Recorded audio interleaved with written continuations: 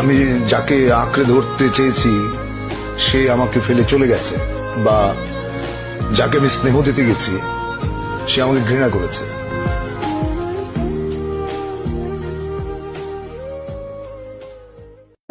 ওই জন্যই একটা কথা আছে, মানে কাউকে পছন্দ করা খুব সহজ, মানে আমি বলতেই পারি ওকে আমার খুব ভালো লাগছে, তাকে পছন্দ করতে না এইটা খুব শক্ত। মানে তাকে আমার ভালোই লাগছে, সবসময় ভালো লাগছে, 3 বছর পরেও ভালো লাগছে, 5 বছর পরেও ভালো লাগছে, এইটা খুব শক্ত।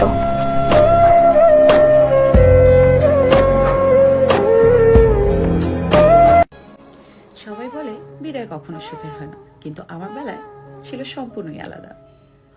2 চোখ ভরা স্বপ্ন আর মুখ ভর্তি হাসি নিয়ে বিদায় দিয়েছিলাম তাকে।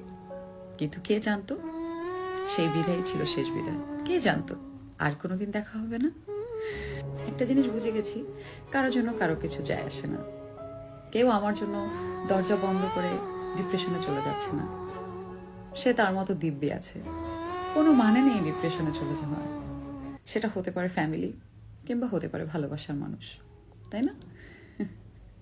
যে ভালোবাসার জন্য আপনাকে কাঁদতে হয়, কষ্ট পেতে হয়, যে মানুষটার সাথে কথা বলার জন্য আপনাকে তার কাছে সময় ভিক্ষা করতে হয়, সেটাকে কি সত্যিকারের ভালোবাসা বলে? আসলে সত্যিকারের ভালোবাসা বোধহয় সেটাই, যার পেছনে আপনাকে দৌড়তে হবে না।